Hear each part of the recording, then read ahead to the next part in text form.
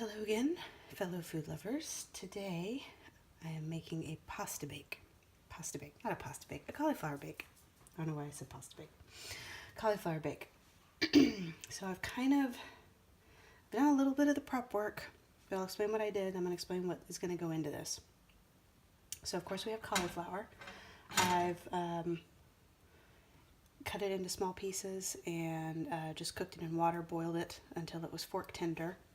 Not falling apart, but fork tender. The cauliflower head I'm using was probably about the size of an oversized softball. It was not very big. So everything I'm going to be giving out as far as portion-wise is for this much cauliflower, and then the mushrooms and onions that are going to go in. If you get yourself a bigger head of cauliflower, you're going to have to kind of up some of these portions a little bit, so it doesn't end up too dry.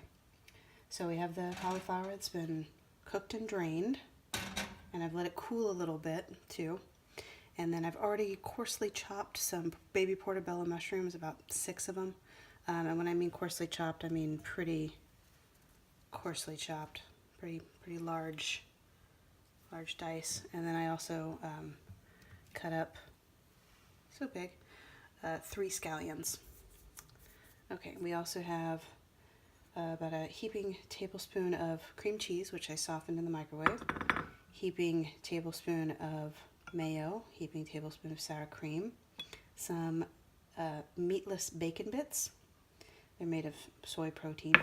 A teaspoon of ground white pepper, a teaspoon of roasted granulated garlic, some cracked pepper, some olive oil, and about a cup of cheese, grated cheese. This is a mixture of sharp cheddar and mild cheddar.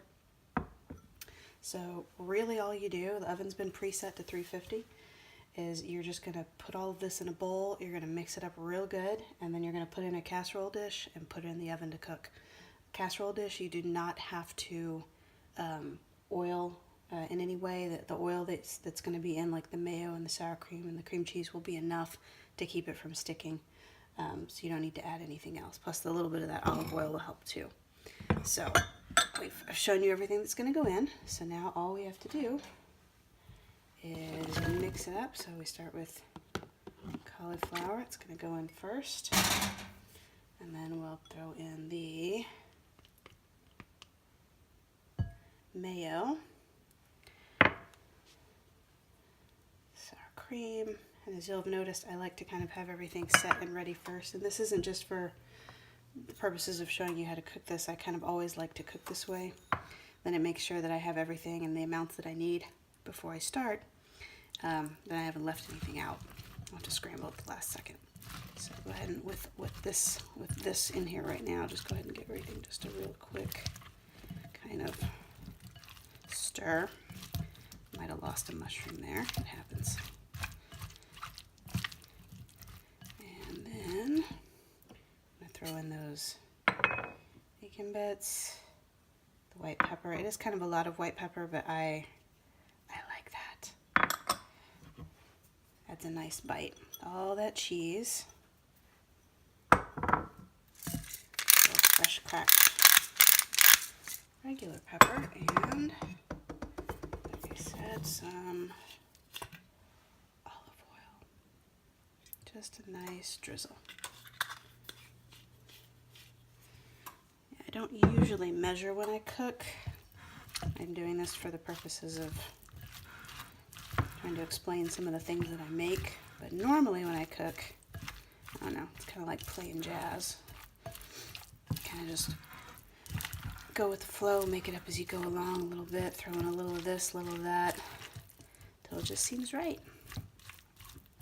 Okay, this is all mixed up. And the other thing too, you'll notice I didn't put any salt in here. Between the mayonnaise, sour cream, the cheese, and the spices, you really don't need it. If you're kind of a heavy salt person, you might feel like you need to add a little bit. Be gentle with how much you put. Again, you're not going to need to add very much just because of the salt that's already in a lot of the ingredients that are going in this. Okay, so that's all mixed up. And again, like I said, we're just going to put it in that casserole dish and bake it until it gets nice and bubbly around the edges. Usually takes about 20 minutes or so. Just keep an eye on it, and I'll show you the final dish in a few minutes. Okay, just pulled it out of the oven so you can see and probably hear it's all nice and bubbly, which means it's done. So I'm just going to let it rest for a few minutes, cool down, and then serve it up. If you make it, I do hope you enjoy it. Let me know if you have any questions.